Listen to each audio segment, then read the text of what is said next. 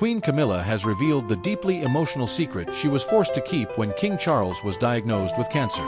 In January 2024, just days after doctors discovered cancer during Charles's treatment for an enlarged prostate, Camilla opened a new Maggie's Cancer Support Center at the Royal Free Hospital in London. But while she stood among patients and families facing their own battles, Camilla was secretly dealing with devastating news of her own. She had been told about her husband's diagnosis just 5 days earlier, yet she couldn't tell anyone. Looking back on that day, Camilla admitted, nobody could say anything at the time. That was quite difficult. She said she was just longing to let it out, but knew it wasn't the right moment. Instead, she continued meeting cancer patients and their loved ones, listening to their stories while privately knowing that cancer had suddenly come home to roost in her own family. Camilla explained that before Charles's diagnosis, she had always visited Maggie's centers as a supporter. But suddenly, she felt like she was one of the people who needed that support herself. She said she was thinking about her husband while looking at patients and their families, and realized even more deeply how important Maggie's centers are. Camilla has been president of Maggie's since 2008 and has visited 18 of its 27 centers across the UK.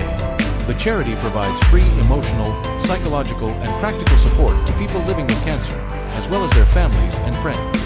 And Camilla now wants every major NHS cancer hospital to have a Maggie's Center. Speaking about Charles, she proudly revealed how he approached his diagnosis, saying nothing stopped him and he simply decided to face it in his own way. The King's cancer diagnosis was publicly announced several days after Camilla's royal free visit.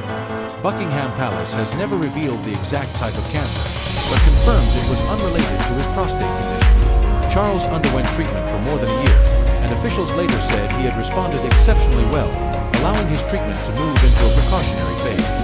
For Camilla, however, those early days remained deeply emotional. She had spent years encouraging cancer patients and their families to talk openly about what they were facing, while she herself was forced to remain silent. And perhaps most movingly, Camilla says Maggie's centers are places where people can finally stop pretending everything is fine.